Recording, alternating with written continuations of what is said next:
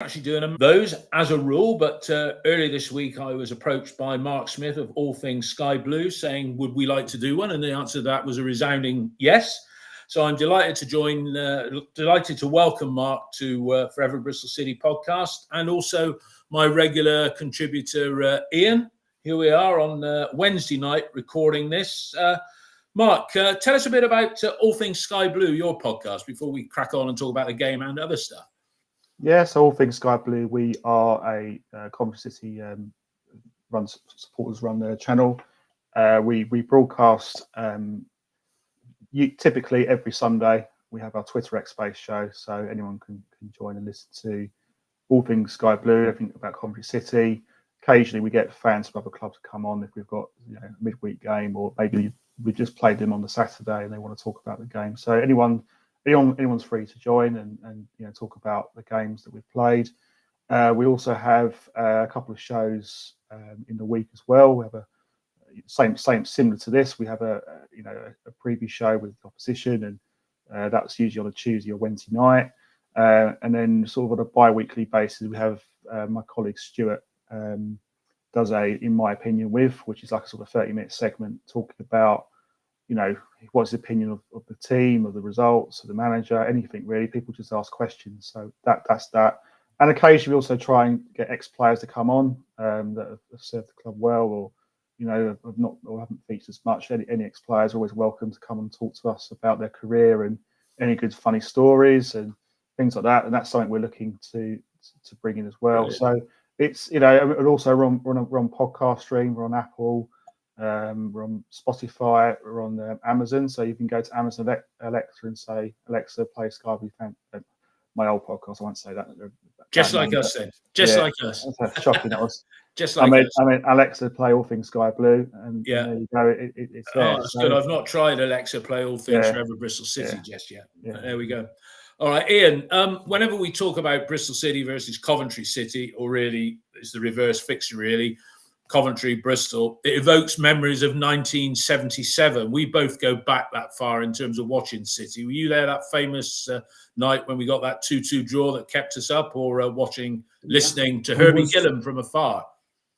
No, I was up there, and after the game, I finished up in the director's box, and all the players from both teams came up there, and they were throwing their shirts into the crowd, and I grabbed one, but it was a Coventry one, and it was a guy called Graham Oakey, who I believe was probably a fullback. I think it had a 6 on it or something like that. Anyway, it was his shirt, and I had that for ages, and I used to wear it for football training and coaching and God knows what.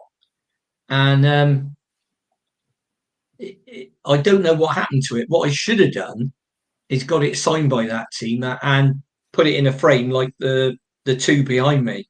But I didn't because I was young and stupid. And but that's the story behind that. But yeah, I was up there, and it was a cracking game. Loads of talking points around it. The Jimmy Hill, the kickoff delay. Players. I've never seen players so friendly in all my life after it was 2-2 and the Sunderland result came through, because they were passing it around like they were both having a training session, but nothing to do with the other one. I think in the end, the referee just got sick to death and fed up of it and said, oh, right, that's it. Come on, back it in. Right, you've got a point. Let's all go home. Let's all go home. And Mark, I think it's fair to say that you weren't even a twinkle in your mum and dad's eye back then in 1977, yeah? No, I was born in 81, but not quite there. But that's kind of where the rivals between ourselves and some of the kind of stint that started from. Because all right, so here we go. Coventry and City locked in mid-table. We're sat there in 14th, equal number of points. You got a better goal difference than us. You're there in 13th. We got 2 home games coming up in a week. You've got us and Rotherham away. How do you rate, Mark? How do you rate the Sky Blues' performances so far this season? That's what I expect it to be, really. I mean, we've had a lot of players coming in, had a lot of players leaving. So I think where we are in the league, sort of around mid-table, is kind of expected, because a lot of players are finding their feet, settling in. But the positives, I would say, is we've only lost 2 games this season. We have drawn a heck of a lot of games. 6 games is a lot. We won 3. But I think the break is probably coming at a good time because it's an opportunity to bring some players back. Ben Sheaf, I'm hoping, will be back for this game. So, you know, I mean, it's kind of what it expects to be. I mean, I think we've played the games we've lost. I think Cardiff away we lost, and we were really, really poor that particular game. We deserved it was 3-2, but it could have been more than that. Really, it wasn't as close as what the scoreline suggested. Leicester, we lost first game of the season, and to be honest, we should have got at least a point there against Leicester. You know, we were 1-0 up, and then they get 2 fairly late goals. So I was disappointed to lose that game. But you know, overall, I'm pretty happy. I mean, you know, it's Bristol City is always there's always tough games at Bristol City. It's always close games. You know, every time we play them, there's always the odd goal or a 0-0 draw. So, you know, I'm not under no illusions. It's going to be a hard game. You know, any game away from home is tough in this division. So, but I'm actually going to the game, so I'm looking forward to my first trip. Well, most fans say Bristol's a good day out, and sadly, with our home form at the moment, it's a productive day out for most of the away teams as well. I mean, we were looking through your team, Mark, and you. How do you line up? What's the typical shape of the side? We don't like to talk too much about formations, but are you playing 3 at the back with that old stalwart McFadzean playing in there? Yeah, we call him Fads as his nickname, but yeah, we go 3 at the back, 2 wing backs, 2 sort of holding midfielders, and then we play like a number. It's like a 3-1, isn't it? Kind of, yeah. We generally be playing 2 up front this season. He's kind of rotated the strike force a little bit, but usually we've been starting with Ellis Sims and Matty Godden. Haji Wright did start last game against Norwich with Ellis Sims, and Godden was on the bench. But he generally goes. I mean, in some games last season, he would have gone the extra midfielder and had one up front. I think this game, I think he'll play 2 up front. I don't see him changing tactically too much for this one. Interesting. Yeah. No, interesting. And in midfield, your number 8, is that Joe Allen? Yes, or Jamie Allen. Jamie Allen. So what's his background in terms of track record at the club? Is he a new signing or not? No, he's been at the club for a few seasons actually. He joined us, I think, from when we got promoted in League One, going back to around 2019, 2020 season. And I wasn't a massive fan of his to start with, but he's really grown on me as a player. He gets forward. He helps link up play. My criticism of him previously, he didn't score enough goals, but last season he did win a few goals and some assists. So he's definitely a player. I think he's an important part of our team. So I'd expect him to start on Saturday. Ian, one of the Coventry fans has put on here, what sort of reception do you think Jay Da Silva will get? And he was a steal as a free transfer. I mean, I'll be honest, for Jay, I wasn't that bothered. He was one of that trio that Chelsea took our pants down in the summer of 2018 when we signed him, Callas and KP, all 3 going for nothing. I don't know what the aggregate transfer fee for them was, but what was it? About 15 million. 15 million walking out the door for nothing. But what sort of reception do you think they'll get? Do you think Jay will get from the home fans? I put him different on the text feed. No, I think he'll get a good reception. He was one of those players that was always there. He was out of favour with Pearson originally, and then came in through injuries in one thing and another. And the way I rate him, I think he's a good defender. He's very good positionally. His only issue is in terms of physicality. I'm not talking about tackling because he's okay at that. It's just height.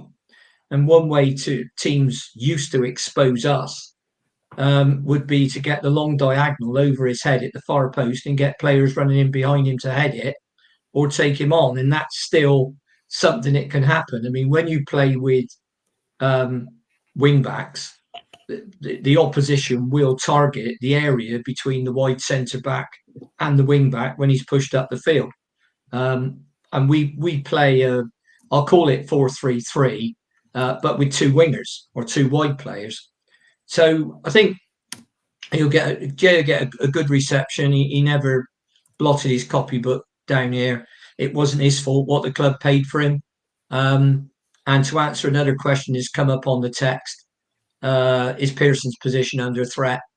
I wouldn't say it's under threat at the moment. Having said that, he may not get a new contract when his contract runs out in the summer. About Nigel Pearson and managers later on. I mean, let me ask Mark. I mean, Ian's picked up the thing that I would notice about Jay De Silva and dare I say, even Joe Bryan, who wasn't the tallest. Is he playing in a more advanced role? I mean, when it comes, or is he playing? How would you rate Jay De Silva? Obviously the fans seem to like him up there, but what do you think? Is Ian's criticism being exposed at your ground, your matches? There's been a couple of goals, I think, where he's been a little bit caught out of position from what I've seen. I think the one against Swansea, when the equaliser they score, I thought it was a little bit of fault, but he wasn't the only person at fault, in fairness. He's been brought in really to be an attacking left full back, because last season we had Jake Bidwell in that position, who a good defensive player, but not as strong going forward. And I think De Silva, his crossing's pretty good. He's got good pace, and he's definitely been brought into the team because we want, we want a bit more, to improve our supply to our strikers. So he's been more of the way we tend to play is he plays more of an attacking fullback, and because we've got three centre halves, we generally it'll be someone like, I don't know, Binks as an example, who'd probably play on the left hand side, or the new signing from Barnsley as well, who can play in that position as well. So we've got options where they kind of cover his position. So he's not really there as much. He's there defensively, but he's primarily there as an attacking. Liam Kitchen's our other player, so I've got to mention that. Yeah. If he was fit, would KP does he wear number 45 for Coventry, or he's 45? Yeah. Yeah, so he's got this little brand thing, KP 45. He was an enigma for us. He played on loan for a bit, and then we signed him, and he never really got off the ground with us. I mean, if he was fit, because he's injured at the moment, obviously he'd be in the squad, but would he start? At the moment, yes. If Callum O'Hare would probably be the first choice, but Callum O'Hare has been a long-term injury and he's getting back to fitness. But I think at the moment, yes, Palmer would probably be in the side. I think he's been a bit hot and cold this season. I thought last season was really good. He scored goals, assists. He's very strong as an ox, very powerful player. But my main criticism of Palmer really is his injury record. He's always injured, and that's the frustrating thing with him, because I think there is a player. Yeah, that was a lot. We had a lot of that with him here. Yeah, that's the frustrating side of Casey Palmer, but he's definitely a fan favourite. The fans love him. Have they repeated? Do they sing the chant that he used to get down here? Casey Palmer, you're the love of my life. Da da da da da. I'd let you, blah blah blah blah. My wife, yeah, or not? You've not heard that one up at your ground? No, it's not quite that. He said he's 45, and I can't remember the rest of the words to chants. He put them on the spot on that one, but no, it's not that anyway. Now, another player that he only played 21 games for City in 2013-14 season, but he's your club captain. Now, I think he's injured at the moment, and I don't know if City fans will remember, because his career at Ashton Gate was quite fleeting and unsuccessful. But Liam Kelly, I mean, he's been there with Mark Robbins all through the rise from obscurity, hasn't he? Yes. Yeah. No, he has. I mean, we signed him from Leyton Orient back in, I want to say about 2017. Around that that's when he started with you, 2017. Yeah, and I think, I think a lot of people said at the end of last season, he's going to go, because he didn't really feature that much for us. And then he started to play last few games of last season, and he was actually really good. We had an injury. I want to say Ben Sheaf was injured back then, and he came in. He done a really, really good job, and he performed so well that he got his contract for this season. So he's got a 1-year contract, has he? He's got an extension to his contract. I would be surprised if he stays after this season. But he's been a fantastic servant for the club. He's been brilliant. He's been with us since League Two all the way up to the Championship. And he's been a fantastic servant. Certainly a club legend, really. Yeah, and again, if fit, would he make the match day 8 or match day 20 it is these days? Would he make the match day 20 a bit like Andy King does for us, in the sense that, good to bring on for 15 minutes when you are under a bit of pressure, maybe, or you want a steady head on the pitch? Yeah, I mean, normally speaking, he would be on the bench, and if we're winning 1-0 and we will take a striker off, he'd be the guy to put on, because he's quite a good defensive player. But also he does the dirty work. Sometimes he might get a yellow card just to stop the play kind of thing, and he's a bit of a stopper in that regard. But I think the criticism of Liam Kelly is, I think people say he's a bit too defensive and a bit too safe, I guess is the word, where he doesn't always play that forward pass. But from what I've seen of him this season, he's done okay. I think he's been 147 appearances, 3 goals is like certain midfielders that we would have at Ashton Gate. No names mentioned, but there we go. Ian, your average Cov fan has said on the text feed, which Coventry players are we worried by? Are we bothered? Are we bothered by any of them? I'd pick out Ellis Sims, because when he was in partnership with Ross Stewart at Sunderland, the first game of last season, the two of them absolutely tore us a new one down at Ashton Gate, and Sunderland won the game. I think, was it 3-1 or 3-2? 3-2. They won, but Stewart and Sims were really, really on it that day. Great service from Pritchard in midfield, particularly in the second half when he came on and just ran the game. So I'd look at him. The lad Yusan, I believe he came in from Turkey. Is it Haji, right? Yeah. I mean, I've seen little bits and pieces of him in highlight reels and things like that, and he seems like a player. I don't know if he's settled down yet. And then you've got obviously some big central defenders, including Fads, who might be a nuisance from set pieces. I think the 2 players you lost in Gyökeres, who, by the way, scored the other night for cracking goal, Sweden, wasn't it? From the edge of his box, wasn't it? Yeah. Sweden in that abandoned game with Belgium in Brussels. And Hamer, I think any team in the division would have them, and I can see why you're missing them, albeit you've invested a reasonable chunk of that money, which, for example, we haven't with Alex Scott and Antoine Semenyo. Yeah. Mark, how much? I mean, the sale of Gustav Hamer, and Gyökeres, was that because the fee was too good to turn? The fee was too good to turn down, and they wanted better football, and they were out of contract next summer, so this was the prime time to get rid of them. Just explain, because losing those 2 players, I would say they were more influential in terms of affecting the games than what Semenyo and Scott were for us. Yeah, so a massive loss. So what brought that about? Yeah, well, they're in the final year of their contract this season. So as a club, we had to make a decision. You can't risk. Yes, they could have played for us this season in the Championship, but you can't afford to lose these players for free. So, Gus Hamer made it clear that he wants to play Premier League football. Although I say he made it clear, that's probably not strictly true, because I think he did start the season with us, and he looked like, it came across to me like he seemed to be happy to play for us, and then all of a sudden Sheffield United come in. But then it turns out that he actually wants to leave all along because he wanted to play at the highest level. So I think as a club, you can't stand in his way for that. And he's been, both him and Victor have been great servants, and the same with Victor. He was on the last year of his contract, and he made it clear. I mean, I think everyone knew that after the playoff final that he'd be on his way. And I think what we did do well is we negotiated really good fees and sell-on clause as well. So I think Doug King deserves a lot of credit. Doug King's your chief executive, yes? Yeah, he's the owner.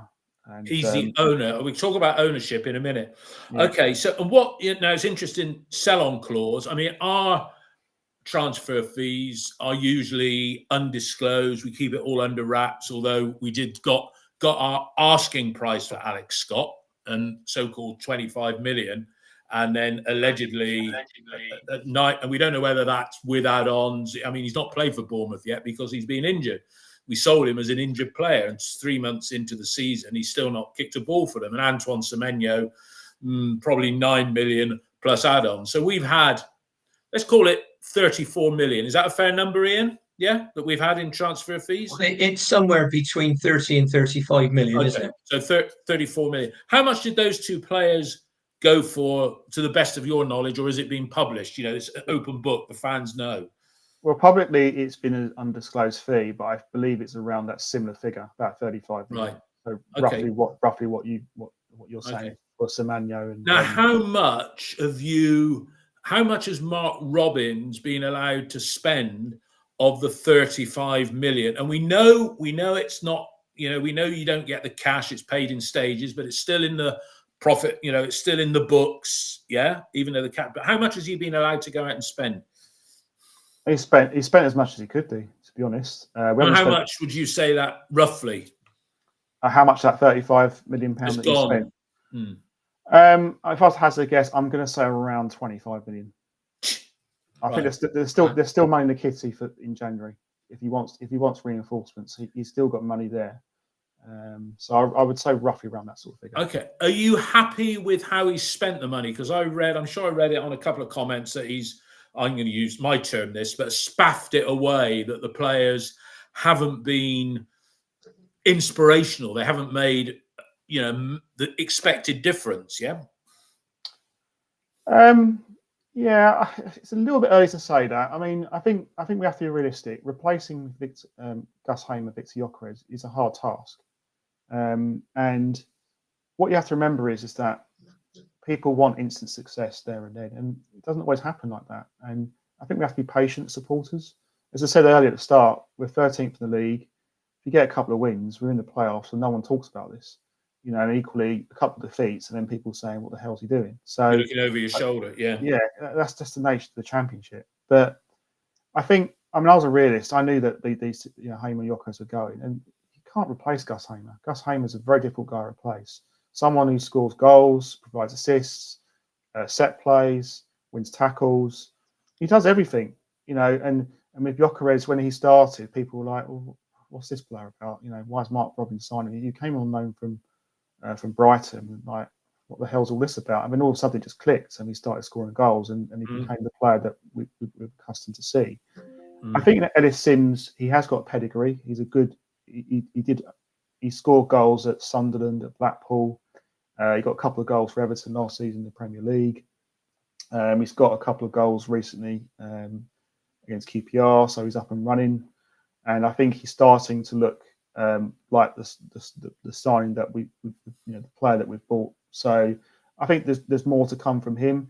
There's more to come from Haji Wright. I think Haji Wright, obviously, as you said, came from Turkey, and I think he hasn't found. I thought his first game against Leicester was actually really good. He came as a sub, hit the crossbar. He scored against Borough, and he had a few games where he was a little bit quiet, a little bit ineffective. He's a little bit hot and cold, but I guess that's expected. Again, coming from a foreign country, getting used to Championship football is not easy. So I think we have to be realistic supporters. It's very difficult to get like for like replacements. Of course. But the fact, one of your colleagues on here has said broadly the similar amount of money. In fact, with add-ons, it's for performance, it's closer to 30 million if people hit the targets and what have you, and that's against. And Ian, we've had 35 million. We've had these losses, which is always the excuse. You'd think we're the only club that had COVID. We are the only club that's funding a bloody sports organisation that's got nothing to do with football.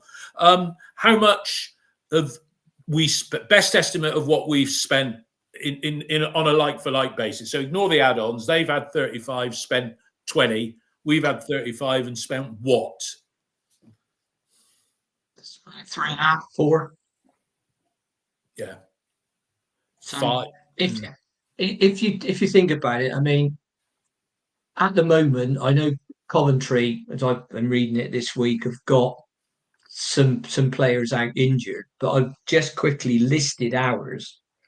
And if everybody's returned okay from the internationals and nobody's been hurt in training, we'll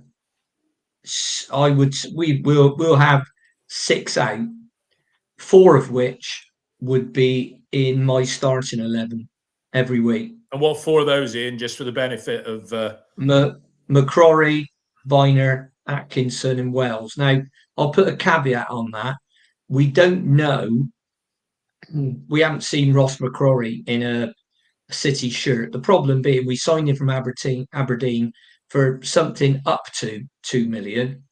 And we went to a training camp in Austria, and all of a sudden he developed a bacterial infection. And since then, as a result of that, he's had an operation, which is said to have gone well, and we're expecting him back in January. But he was bought, according to the manager, he said he thought his best position was right back. So you've got McCrory at right back, Viner at right centre back, who was our player of the season last season, Atkinson, who did his ACL at Sunderland round about this time, in fact, a little bit later last year. And so last year, right centre back, your left centre back, your right back. And we'll also be missing Naki Wells, who got injured up at Leeds. And the talk is that he's going to be out he's going to miss around about 4 or 5 games. Well, he's going to be out until after the next international break, because there's a batch of games. Yeah, but I mean, that's what's said. He could always come back a bit earlier. In terms of, I think you need to be careful, Dave, saying that we're funding a sporting organisation that we haven't got anything to deal with, because we're actually not. Bristol City, as an entity, lost the thick end of £70 million in the last 2 financial years. Now, we haven't got the accounts out for this year yet, but that's why we couldn't go out and spend big. We spent big in the past. We've gambled on it getting us to the promised land, and we didn't get there.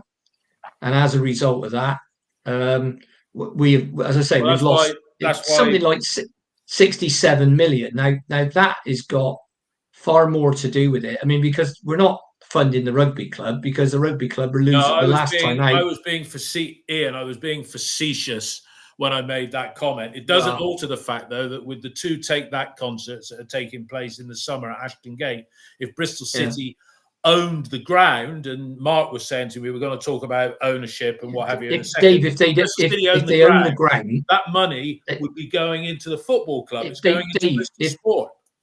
Dave, if they owned the ground, we'd have gone bust, mate. Because with the amount of money that we spent with Steve Lansdowne, and in fairness to the man, he's funded it, a lot of it, and he's got the ground as surety, the same way I would if I pumped 70 odd. Well, in fact, since he's been with us, he's pumped $250 million, including what he spent building the stadium and the 2 training grounds. Hang on a minute. We know that. Yeah, but our colleague on the podcast might not know that, because he's not a Bristol City fan. And a lot of the people listening seem to be Coventry fans, not City fans. So let me just explain the why. And yeah, we've got a nice ground. It's been redeveloped. Well, an L-shaped part of it is brand new. The Dolman's been redeveloped, and the away end is only about, 20, 30 years old? All-seater, all undercover. So it's quite nice. So it's nothing fantastic. It's not like Tottenham's or Wembley or anything like that. But, I mean, it's not falling down like Old Trafford either. So but that is why, if you we're not funding other sporting stuff. Basically, most of the stuff down there is losing money. Yeah. All right. So we'll see in the next set of accounts where we are. But just to be. No, you're absolutely right, Ian. That was a facetious comment. Now, a couple of things on here. You answer this one quickly, Ian. This is from one of the Coventry, Glenn at the Sky Blue Hub. Will Conway be fit? He's someone who's impressed me when I've seen him. When he just come back into the team, he scored 2 great goals at Rotherham on the Sky Gate. He's a good player, Conway, isn't he? He's our next big money export, would you say? Yes, he was. I mean, we normally play a 4-2-3-1, and Conway will be the one on Saturday. Yeah, and somebody also said on here about Casey Palmer. I've just got to mention that as well. Bit of a show pony. I think that's an apt description that the vast majority of City fans would lay at his door from his time here. A bit of a show pony. Mark, you Bristol City we're tenants in a stadium that we once owned. Just explain what's happened at Coventry. You've got an owner now. You mentioned his name a moment ago. Yeah. Just explain. This is for City fans. Yeah. So getting it from the horse's mouth, not what we read in the paper. What's happened at Coventry off the field, and how much of a benefactor has your new owner been? Well, he's wiped the debts. I mean, he came in, took over from Sisu last season, and we had debts. And don't quote me on this, for those who are listening, around 50-60 million pounds. That's rough figure, but anyway, he cleared the debts, and he did make a last sort of bit effort for the ground, but it was always going to go to the way of Mike Ashley. He obviously, because of what happened with the Wasps folded, and obviously the Fraser Group took over the ground, and now Doug King's now 100% sole owner of the club. He's bought out Sisu, so he's now sole owner of the club, got no debts. And to be fair to Mike Ashley, I think the ground is looking a lot better. The concourse looks What's he done? Has he just started it up a bit then, or what? What's he done to the ground? Yeah, I mean, the ground probably still needs working on in places, in the seats and aspects like that. The concourse area is got more. It's more like it feels like a ground that belongs to Coventry City now. You know, you've got a new club shop which was opened at the start of the season, like a proper superstore, because the club shop we had before was a disgrace. It was, you know, more or less like a corner shop. You know, it was hardly anything in there. And now we've got a superstore, and it feels like a proper shop. So that's a good starting point. One thing I think one difference just off the field, I guess, is the season ticket prices are a lot more now than they were in previous seasons. So, you know, how many season ticket holders have you got, Mark? About 19,000. So that's 5,000 more than us, that, Ian, isn't it? Yeah. Yeah, 4.5 to 5. But I was looking at the average attendances today in Coventry's is about 2,000 higher than ours. Yeah.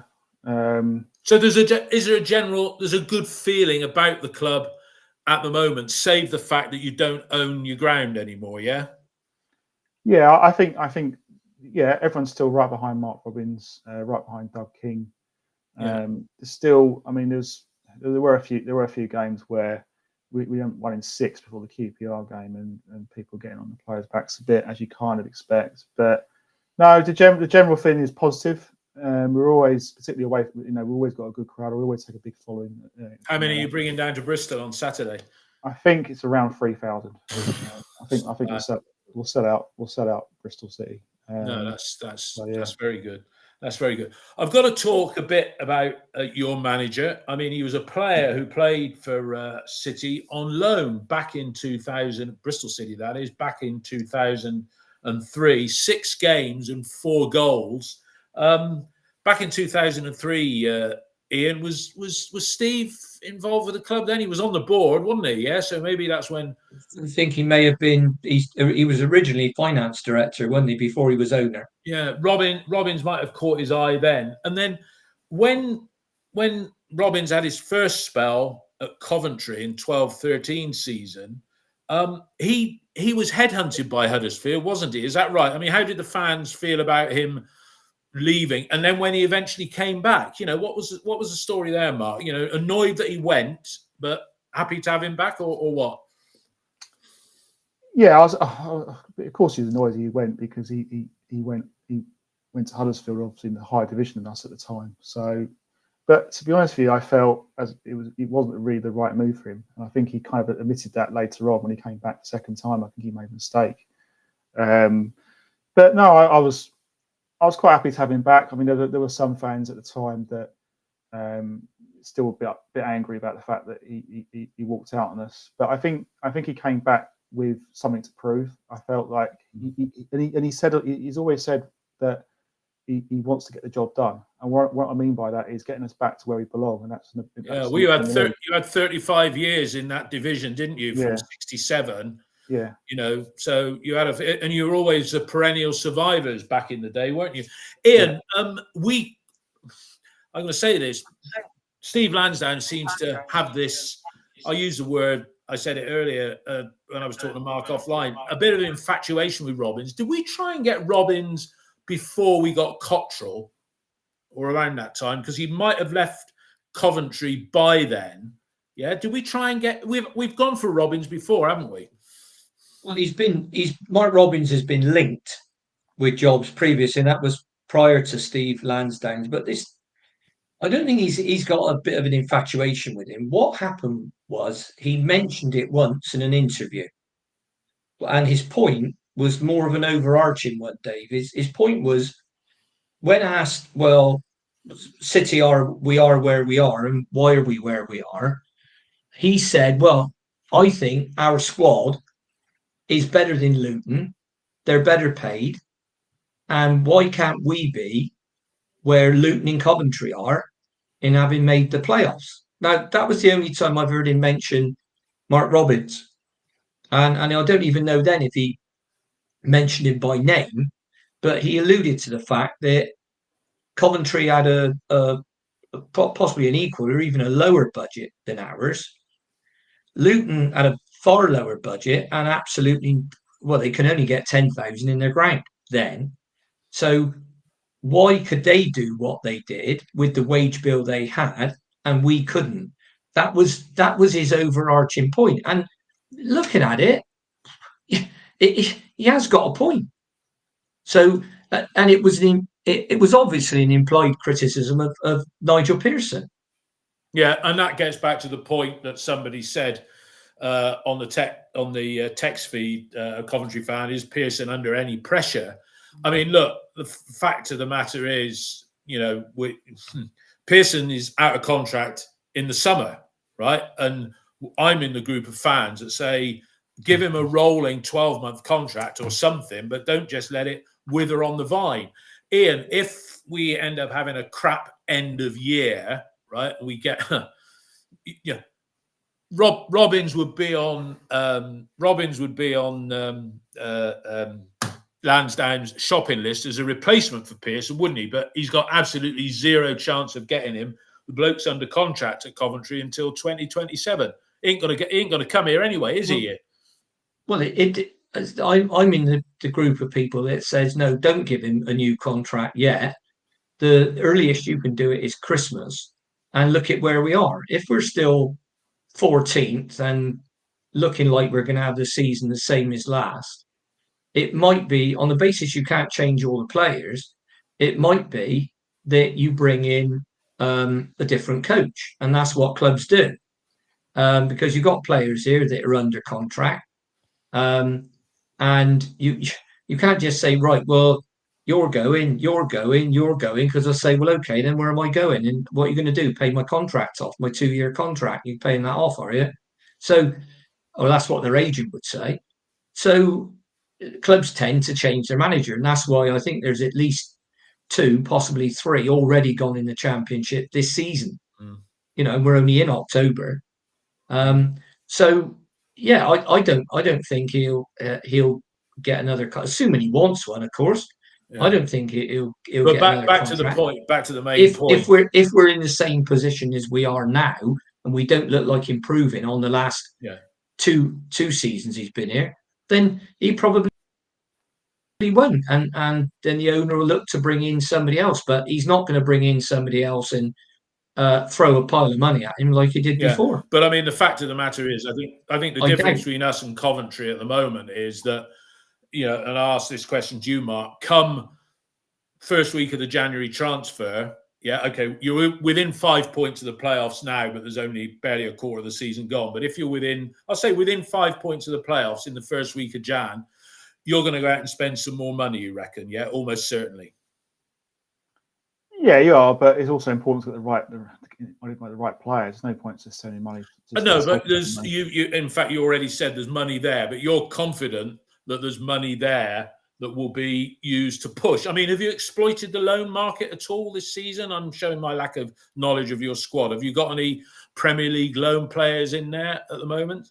Yeah, we've got 2 loan players. We've got Ayari from Brighton, who plays in the stays in midfield, number 10 position, and Binks, who is on loan from a team in Italy. I can't remember the name of it, but I think it's Bologna. I think memory says he's right. Who's like a left-sided centre half. So we've only got 2 players, and I think last season we had about 5. I think Robbins was adamant that he didn't want to go down the loan market. Yeah. He wanted to sign players on long contracts. So that's what. And in terms of wages, I mean, we're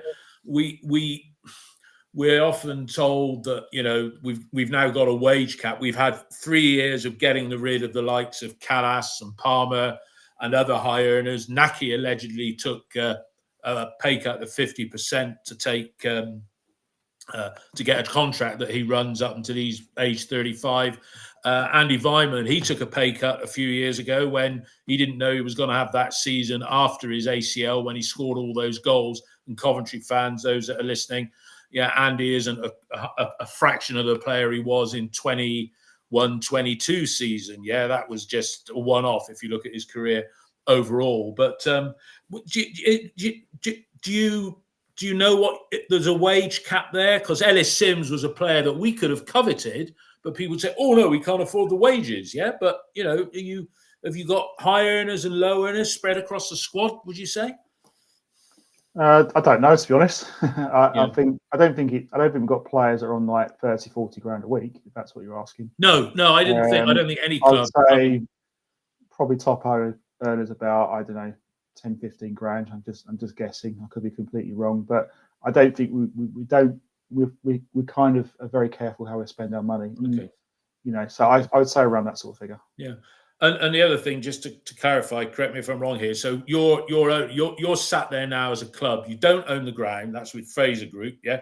Just hope they don't turn that into a distribution centre because it's in a very good location if Mike Ashley wanted to do that. True. You don't own the ground, but you're sat there with a balance sheet of a football club that is clean. There's no liabilities on there at all. Yeah. Correct. Yeah. Are you, again, I don't know how close you are to the finance. If you look at this year of trading to, I'll say the end of May next year, are you budgeting to make a small loss or is everything sustainable, to use our chairman's phraseology? Again, I'm not a financial expert. All I know is that Doug King paid off the debts, and I don't know. I can't really comment on whether we're going to make a profit or loss. At the end I think if you broke even or made a £3 million loss, you'd be doing better than most of the clubs in this division. All right, I'm conscious of time, chaps. You've since you came back up to this division, we've met 6 times. You've won 3, 2 draws. Our last win was at home on the opening day of the lockdown season, August 2020. We did win 4-1 away in the Caribou Cup in August last year. You first, Ian. What's your prediction coming up for this weekend? I mean, our home form's shit. There's no other word to describe it. But what are you expecting this weekend? Well, our home form, curiously enough, is virtually identical to Coventry's away form. So if you looked at that and you were a betting man, I'd be betting on a score draw. Just to clarify that, City's are 20th in the home league table. They played 5, won 1, drew 2, lost 2, 4-7 against 7. And Coventry away have played 5, they won 1, drew 2, lost 2, 4-8 against 8. And they both got 5. Coventry got 5 points from 5 on the road, and we've got 5 points from 5 at home. So our home form has to significantly improve unless we keep on with a better away form. And when you look at games that we've lost away from home, we lost by the odd goal at Leicester, and that was a penalty. We lost by the odd goal against Leeds. So our away form has been decent. So I'd be. It never works out this way, but if I had to bet, I'd be betting on a score draw and an entertaining game, because I think both sides will want to attack. Coventry will have a good travelling support, so there'll be a good atmosphere in there. The place will be bouncing. What are you going for? A tour, something like that? Yeah, 1-1, 2-1, Yeah. something And like Mark, that. what are your thoughts on the outcome this Saturday? I mean, you've got, you know, arguably this is the tougher of the two away games you got coming up in the next 7 days. Yeah, but what's your prediction? Well, those who listen to me regularly on the All Things Sky Blue and that other podcast I was on, I'm always one who sits on the fence all the time going for a draw. So, but I've got to be positive and go for an away win. So I'm going to go 2-1 to 2-1 for an away win. And a quick one. I didn't ask you the question, even though I was rambling on down that way. Mark Robbins, he would never leave you to come to us. He's on a project where he is, isn't he? Yes, that's perfectly clear, isn't it? Yeah. Or he'd go to a Premier League club were he to be tempted away anywhere. Yes. I think there's more chance of us signing Lionel Messi than Mark Robbins. To be honest. But no, in all seriousness, he wants to take us to the Premier League. I don't think he's made that perfectly clear. And it's not just Mark Robbins as well. AD Vivash as the assistant is fantastic. That's the ex-Swindon Town player, isn't it? AD Vivash, if I recall. Yeah, centre half is at Walsall as well, I think, and Reading. Yeah. All right. Well, I'm you know, the eternal. Well, no, I'm usually a bit of a cup half empty sort of guy when it comes to City, but I'm going to go. Surprisingly, I'm going to go for City, Bristol City 3, Coventry City 1. But let's see how it turns out. Mark, it's great to have you. Thank you. On. I mean, we did this podcast, a preview, which we don't normally do. I have to say, probably won't do that many more, but maybe if the season gets exciting. But it's been an absolute pleasure. Ian and I and other guests will be back recording our Coventry City post-match review on Sunday morning. We'll be recording that live at 9 o'clock. Mark, if you wanted to come on for part of it, just to give your views on the game, you're more than welcome. I know it's early, but we like to get them out of the way. Ian, what are you doing for the balance of the week? Yeah, take it chilling until Saturday morning. Yeah. Oh no, we got Senior Reds on Thursday, haven't we? Yes. Yeah. It's tomorrow. Yeah, we've got the Senior Reds, so I'll come out to Bristol in the pouring rain. That's always nice from Devon. And then I'm back up there again on. I haven't got much going on. I got some bits and pieces of business to do on Friday, and I haven't got much going on until we go up there again on the Saturday to watch the home game. And obviously next week we've got our old friend Mark Ashton and Mark Ashton's Ipswich Town at Ashton Gate on Wednesday, is it Wednesday? We're playing them or Tuesday? Both clubs are playing Saturday, Wednesday this week, but there we go. So look, that's been it. It's been a great podcast. Everybody, look forward to joining us, I should say, on Sunday. And those who've listened, thanks for listening, and thanks everybody for who's listened live. Cheers. All the best. Cheers. Cheers. Bye.